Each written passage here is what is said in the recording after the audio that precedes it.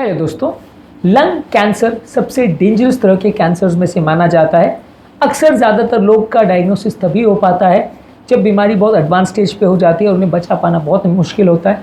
लोग चाहते तो ज़रूर है कि बीमारी जल्दी डिटेक्ट हो जाए या उसे हम रोकथाम कर सकें, उससे बच सकें, लेकिन अक्सर ये संभव नहीं हो पाता।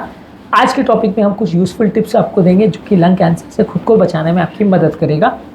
आज का टॉपिक है tips to prevent lung cancer. Topic पर जाने से पहले जो लोग हमारे चैनल पर नए हैं उन्हें रिक्वेस्ट करूँगा कि चैनल को सब्सक्राइब करें, वीडियोस को लाइक करें, शेयर करें, फॉलो करें, कमेंट करें, पूरा दें।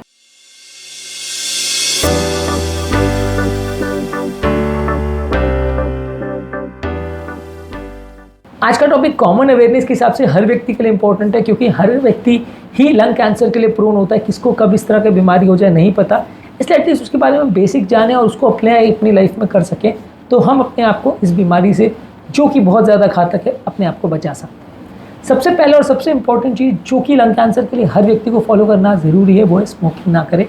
ये सोचना लोगों का कि ये बेकार की बात है, सरकार खाली आतंक फैलाने के लिए इस तरह की बातें करती है कि सिगरेट पीने से लंग कैंसर हो जाता है और ऐसा कुछ नहीं होता, ये लोगों का सोचना बिल्कुल भ्रम है। ये एक एक्चुअल फैक्ट है।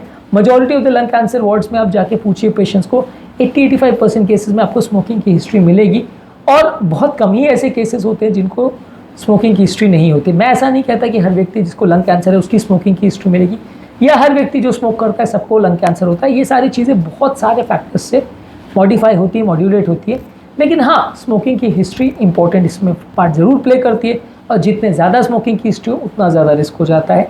इसलिए अगर एकमात्र चीज़ यदि आप अपने आप को लंग कैंसर से बचाना चाहते हैं तो उसके लिए अगर करना चाहते हैं तो स्मोकिंग बंद करिए। और इस मामले में हर तरह की सिगरेट, चाहे वो सिगरेट्स हो, पाइप्स हो, सिगार्स हो, या स्मोकलेस सिगरेट्स हो, हर चीज़ों में डिफरेंट रिस्क होता है कैंसर होने का, किसी में कम किसी में ज़्यादा। लेकिन हाँ, यदि आपको खुद को कैंसर से बचाना है तो ये सारे तरह की स्मोकिंग्स को आपको बंद करना पड़ेगा। कई बार ई सिगरेट्स और जो नई विदाउट केमिकल सिगरेट्स वगैरह आती हैं उनको कंपेरेटिवली सेफर माना जाता है, लेकिन वो भी बहुत सेफ़ नहीं होती। खासकर जिनमें भी निकोटीन बर्न होता है वो सेफ़ नहीं मानी जाती है और अक्सर इनके साथ ये भी रिस्क रहता है कि ये और ज़्यादा यूज़ की जाती है क्योंकि लोगों को लगता है कि ये सेफ़ है।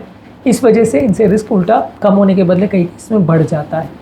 इसके अलावा आपको ये कोशिश करनी कि टोबैको से संबंधित कोई भी और प्रोडक्ट ना ले। खाने वाला तंबाकू या चबाने वाला तंबाकू या किसी फॉर्म में तंबाकू के गुल या जो भी लोग यूज़ करते हैं, टूथपेस्ट वगैरह में भी यूज़ करते हैं, ये सारी ही चीज़ों को अवॉइड करना चाहिए। हर तरह के जो टोबैकोज़ हैं ये आपको लंग कैंसर के लिए ज़्यादा ससेप्टेबल बनाते हैं। हालांकि खाने वाले तंबाकू से मुंह का कैंसर कंपैरेटिवली काफ़ी ज़्यादा होता है, लेकिन फिर भी आपको लंग कैंसर का भी सिग्निफिकेंट रिस्क हो सकता है, इसलिए इससे बचें तो ज़्यादा अच्छा है।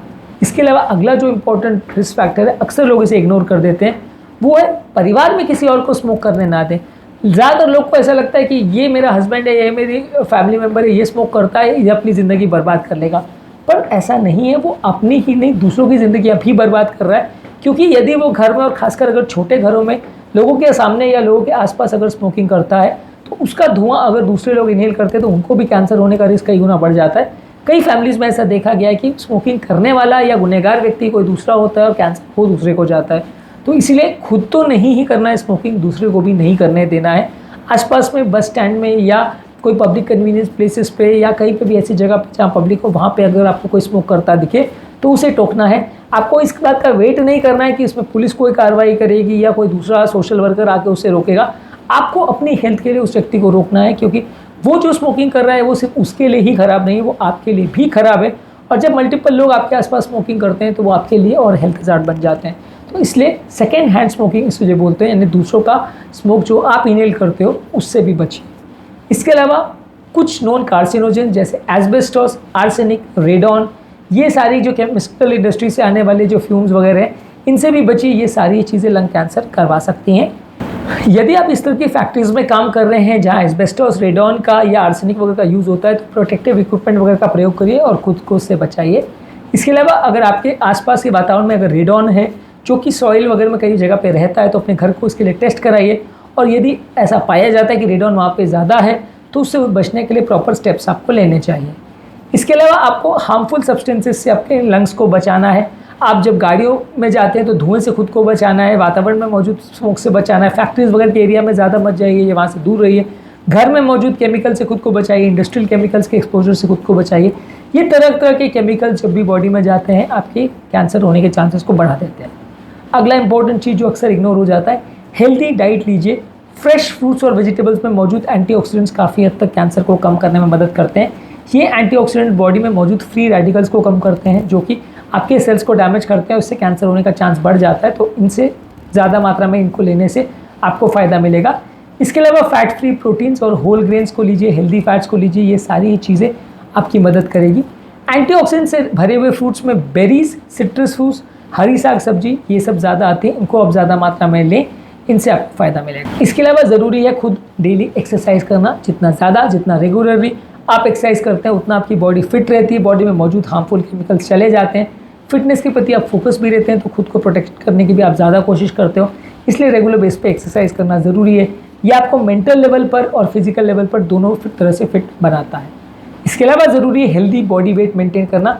हालांकि बॉडी वेट जो है वो ब्रेस्ट कैंसर, कोलोन कैंसर और बाकी कैंसर में ज़्यादा रोल प्ले करता है, लेकिन फिर भी लंग कैंसर के लिए वो एक इंपॉर्टेंट रिस्क फैक्टर माना जाता है। इसलिए आप कोशिश करिए कि बॉडी वेट ज़्यादा ना बढ़े, कुछ हद तक इससे आपको प्रोटेक्शन मिलेगी। इसके अलावा अल्कोहल के कंजम्पशन को भी अवॉइड करिए। बहुत ज़्यादा अल्कोहल पीने से बॉडी के अलग अलग तरह के कैंसर्स का चांस बढ़ जाता है, जिसमें लंग कैंसर एक पार्ट है। हालांकि लंग कैंसर में स्मोकिंग ज़्यादा इंपॉर्टेंट पार्ट प्ले करता है, अल्कोहल का उतना ज़्यादा रोल नहीं है, लेकिन फिर भी एक इंपॉर्टेंट रोल प्ले करता है। तो इससे भी अगर आप बचेंगे तो अच्छा है। इसके अलावा रेगुलर स्क्रीनिंग्स कर सकते हैं। हालांकि लंग कैंसर वगैरह को डायग्नोज करना इतना ईजी नहीं है, पर यदि आपको खांसी हो रही है या इस तरह के कोई सिम्टम्स हो रहे हैं, तो आप रेगुलर बेसिस पर अपना एक्सरे वगैरह करवा सकते हैं। बार बार सीटी स्कैन कराना तो फिजिबल नहीं है, क्योंकि सीटी स्कैन आप करवाते हो तो कई बार वो रेडिएशन जो आपको बॉडी को मिलता है वो उल्टा नुकसान करता है। पर आप एक्सरे करा सकते हो। एक्सरे में कंपेरेटिवली रेडिएशन काफ़ी कम होता है। जब कभी भी खांसी हो या इस तरह की कोई सिम्टम्स हो, या लंग से रिलेटेड आपको कोई ऐसे सिम्टम्स हो रहे हैं जैसे खांसी में खून आ रहा है, या आपको बहुत ज़्यादा सांस फूल रही है, घबराहट हो रही है, बेचैनी हो रही है, या आपको वज़न बहुत कम हो रहा है, ये सारे सिम्टम्स अगर होते हैं तो आपका तुरंत इवैल्यूएशन करना चाहिए, और एटलीस्ट एक एक्सरे और ज़रूरत पड़े तो सीटी स्कैन, बायोप्सी, जो भी अगर ज़रूरत है वो करना चाहिए। इस तरह की स्क्रीनिंग करने से काफ़ी केसेस को जल्दी पिकअप किया जा सकता है और सही समय पर ट्रीटमेंट करने से काफ़ी लोगों को बचाया जा सकता है। ज़्यादातर केसेस जब डायग्नोज होते हैं तो अक्सर बहुत देर हो जाती है, उसके बाद लोगों को बचाना बहुत मुश्किल होता है। इसलिए बीमारी की रोकथाम करना और पहले उससे बचना ज़रूरी है। Basically moral of the story is कि अपने आप को स्मोकिंग से बचाएं, टोबैको से बचाएं, अल्कोहल से बचाएं, कार्सिनोजन से बचाएं, अपने हेल्दी और पौष्टिक खाने का ध्यान रखें, केमिकल्स वाले खाने को और केमिकल्स वाले वातावरण को अवॉइड करिए। इससे आप लंग कैंसर के रिस्क को काफ़ी हद तक कम कर सकते हैं। उम्मीद करूँगा कि आज के टॉपिक में कुछ नई बातें जानने को मिली होगी। जो लोग हमारे चैनल पर नए हैं उन्हें रिक्वेस्ट करूँगा कि चैनल को सब्सक्राइब करें, वीडियोज़ को लाइक करें, शेयर करें, फॉलो करें, कमेंट करें पूरा।